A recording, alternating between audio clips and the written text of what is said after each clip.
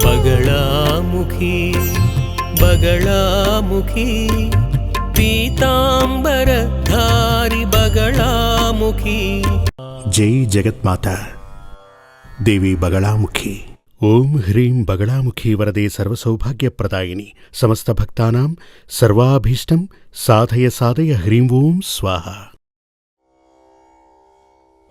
మన హిందూ వేద శాస్త్రాలలో గృహస్థాశ్రమంలో ఉన్నటువంటి ఒక వ్యక్తికి అంటే ఫ్యామిలీ లైఫ్లో మోక్షాన్ని ఎలా ఆర్జించాలి అంటే సంపాదించాలి, స్వర్గ ప్రాప్తి ఎలా కలుగుతుంది, ఎలా సంపాదించాలో చెప్పబడి ఉంది.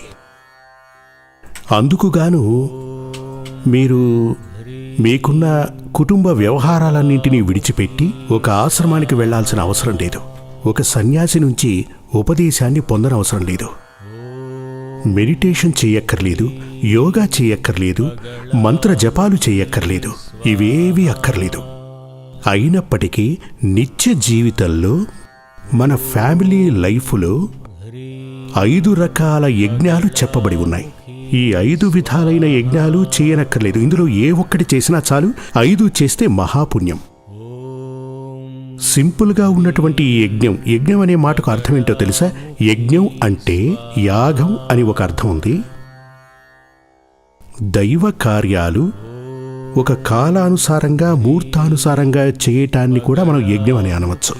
అదేవిధంగా ఎటువంటి ప్రవర్తన కలిగిన వాడైనా అనుకున్న ముహూర్తానికి మీతో బంధువులతో కానీ స్నేహితులతో కానీ అందరితో కలిసి చేసేదాన్ని యజ్ఞం అని అంటారు. మీరు కూడా వినే ఉంటారు, ఇదివరకటి రోజుల్లో సైకిల్ యజ్ఞం అని అనేవాళ్ళు కదా. ఒక వ్యక్తి ఒక వారం పాటు సైకిల్లోనే తిరుగుతుంటాడు, దాన్ని సైకిల్ యజ్ఞం అనేవాళ్ళు. సర్ప యజ్ఞం అని ఇదివరకు చేసేవాళ్ళు.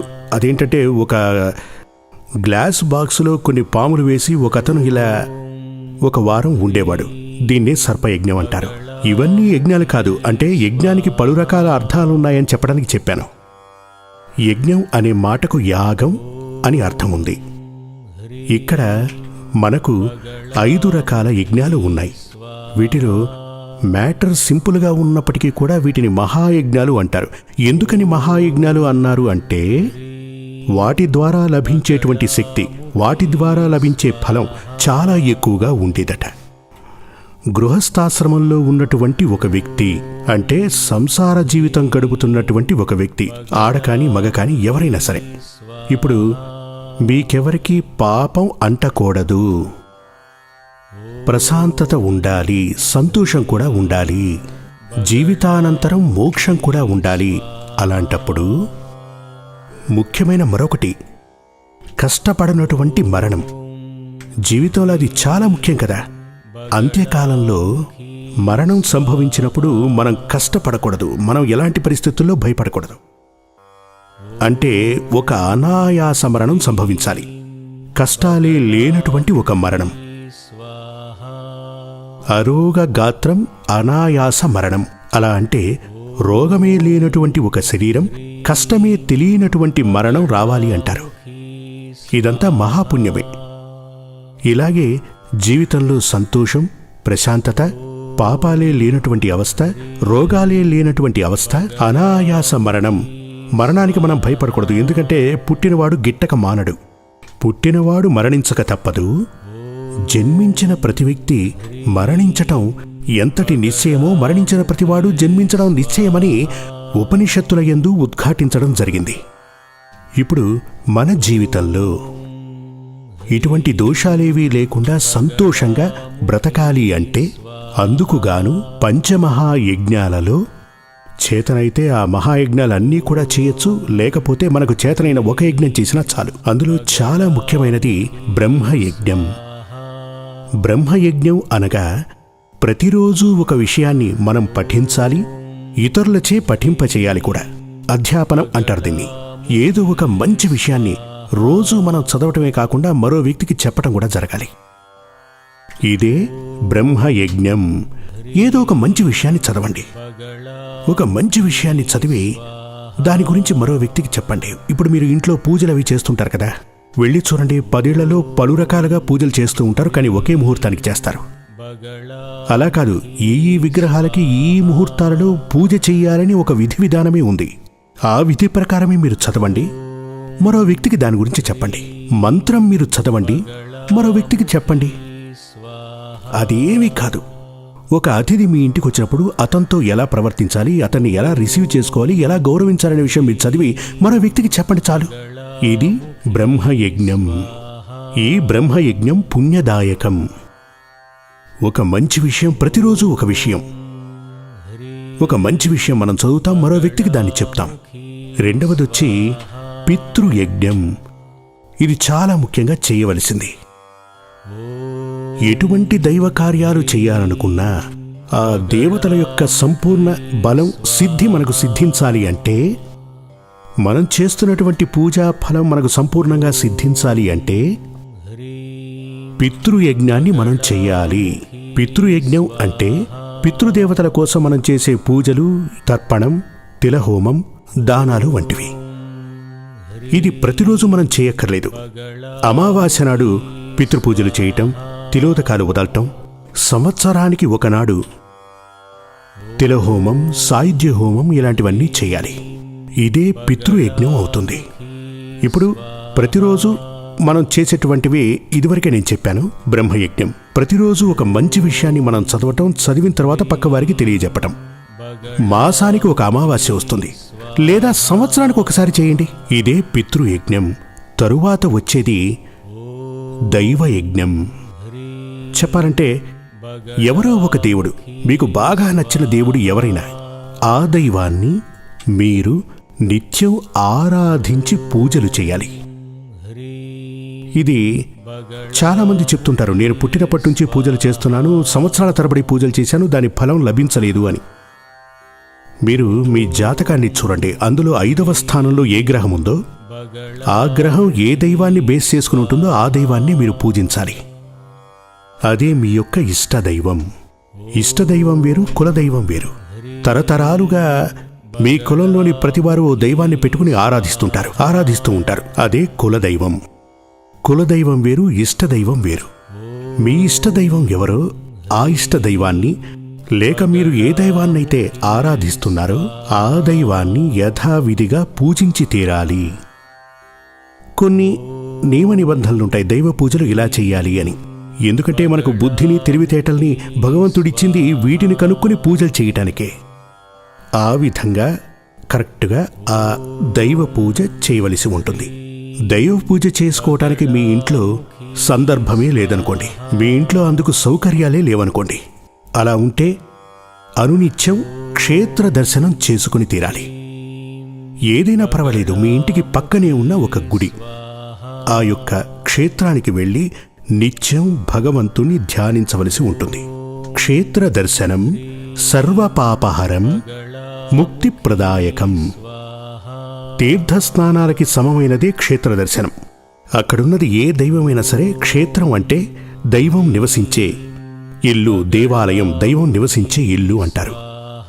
అన్ని పాపాలను ప్రక్షాళన చేసేటువంటి, వివరంగా చెప్పాలి అంటే 3 మునకలు వేసే తీర్థంతో సమానం క్షేత్ర దర్శనం అంటారు.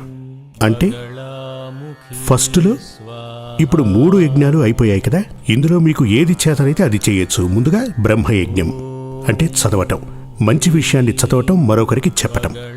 రెండవది పితృయజ్ఞం, మన పూర్వీకుల కోసం, వాళ్ళందరి ఆత్మశాంతి కోసం, వాళ్ళ నుంచి మనకు జన్మ లభించింది, వాటితో పాటు కొంతమందికి ధనం కూడా లభిస్తుంది. వాటన్నిటికీ కృతజ్ఞత చెప్తూ దానికోసం చేయబడే పూజలు పితృయజ్ఞం. ఇక మూడవది దైవయజ్ఞం, ఇష్టదైవాన్ని పూజించడం, క్షేత్ర దర్శనం చేసుకోవడం. నాలుగవది భూతయజ్ఞం. భూతయజ్ఞం అంటే రాజస మూర్తులకు చేసేటువంటి బలి యజ్ఞం. దీనినే భూతయజ్ఞం అంటారు. మన జీవితంలో రాజసమూర్తులు అంటే శక్తివంతమైన మూర్తులు. రాజసం అంటే ఎనర్జీ, పవర్. ఉదాహరణకి కాళీమాతాదేవి, చిన్నమస్తాదేవి, భైరవీదేవి దశమహావిద్యల్లో ఉన్నటువంటి శక్తి స్వరూపులుగా ఉన్నటువంటి దేవతామూర్తులకు, వారి పరివారంలో ఉన్నటువంటి శక్తి మూర్తులకు చేసేటువంటి బలి పూజలు, దీనినే భూతయజ్ఞం అని పిలుస్తూ ఉంటారు. నవరాత్రి వేళల యందు అమ్మవారికి, కాళీమాతకి, దుర్గాదేవికి బలి ఇవ్వటం గొప్ప విశేషం. మన వేదశాస్త్రాలన్నింటిలోనూ యాగాల గురించి చెప్పి ఉన్నారు. అందులోనూ బలి గురించి పేర్కొన్నారు. ఇప్పుడు పురాణ కాలాలలో అంటే ఏమంటారు దాన్ని, అది ఈ కాలంలో అంటే ఆదిశంకరాచార్యుని తరువాత పలు క్షేత్రాలలో బలిని నిషేధించారు. కానీ చాలా క్షేత్రాలలో బలి ఇప్పటికీ నడుస్తోంది. జీవితంలో కనీసం ఒక్కసారైనా దేవీ భాగవతం ఇలా చెప్తుంది, ఒకరు పుట్టిన తరువాత జీవితంలో ఒకడు ఒక్కసారైనా మహాదేవి ప్రీత్యర్థం బలి ఇవ్వవలసి ఉంటుంది. అప్పుడే ఆ మహాశక్తి యొక్క పవర్, శక్తి మనందరినీ కాపాడుతుంది అలా అని చెప్పబడింది. తప్పకుండా రాజస మూర్తుల యొక్క అనుగ్రహం మనకు ముఖ్యం, చాలా అవసరం. ఇప్పుడొక సోల్జర్ ఉన్నారనుకోండి, ఆయన ఉపదేశకుడిగా ఉంటే ఉపయోగం లేదు కదూ. అతను ధైర్యం ఉన్నవాడిగా ఉండాలి, పవర్ ఉన్నవాడిగా ఉండాలి, మహాశక్తివంతుడై ఉండాలి, ఎనర్జీ కలిగిన వాడై ఉండాలి. ఇలా ఉపదేశాలు ఇచ్చేవాడైతే ఉపయోగం లేదు. అంటే అలా ఉన్నటువంటి దైవ చైతన్యాలని జాగృతపరుచున్నది ఏమిటి అంటే భూతయజ్ఞం. ఇక 5వది మనుష్య యజ్ఞం. మనుష్య యజ్ఞం అంటే అందులో ముఖ్యమైనది అతిథి పూజ. మన ఇంటికి వచ్చిన అతిథి, అతను ఎవరైనా కానివ్వండి, అతను వస్తున్నప్పుడు దక్షిణను ఇవ్వటం. దక్షిణ ఇచ్చే స్తోమత లేకపోతే ఓ గ్లాసు నీరివ్వండి. ఎవరు మన ఇంటికొచ్చినా ఒట్టి చేతులతో పంపకండి, పంపకూడదు. ఆకలి కడుపుతో పంపించకూడదు. ఎవరు మీ ఇంటికి వచ్చినప్పటికీ వారికి ఉపచారాలు చేయాలి. రండి, కూర్చోండి అలా అని చెప్పి అతన్ని కూర్చోబెట్టి, మీకు చేతనైంది కాఫీ, టీ లేదా ఒక చిన్న ఫ్రూట్ ఇవ్వండి. మీ వల్ల ఏదైతే అది ఇచ్చి అతని దగ్గర మీ పరిస్థితుల గురించి అతని దగ్గర వ్యక్తపరచండి. వచ్చినవాడు ఉత్తముడే అయితే ఇక మంచే జరుగుతుందని అతను గనక మీకు చెప్తే అంతా మంచే జరుగుతుంది. ఎందుకంటే అతిథి దేవో భవ అనే వేదశాస్త్రాలు ఉద్ఘాటించాయి. అతిథిగా వచ్చినటువంటి వ్యక్తి దైవ సంభూతుడు, దైవానికి సమానమైనవాడు. అతని యొక్క వాక్కు, మనం ఇప్పుడు కూడా ఈ వాక్కు గురించి చెప్పుకునేటప్పుడు ఈ వాక్కు ఫలించున్నది మనకు పక్కనే రహస్యంగా ఒక వ్యక్తి కూర్చుని ఉంటుంది. ఆవిడకు గృహలక్ష్మి అని పేరు. ఆ దేవి మనకు ఒకే ఒక సెంటెన్స్ చెప్తూ ఉంటుంది, తదాస్తు తదాస్తు అని చెప్తూ ఉంటుంది. అంటే ఆ వచ్చిన వ్యక్తి సంతోషించి, సరే మీకున్న కష్టాలన్నీ పోతాయి, ఇక మీకు ఎలాంటి కష్టాలు అంతా మంచి జరుగుతుంది అన్నప్పుడు ఈ అమ్మవారు అంటుంది తదాస్తు అంటుంది. లేదంటే చాలా దూరం ప్రయాణం చేసి ఒక వ్యక్తి గనక మీ ఇంటికి అతిథిగా వస్తే మీరు అతన్ని లోపలికి పిలవకుండా బయట నుంచే పంపేశారనుకోండి, అతని మనసు వికలం అవుతుంది.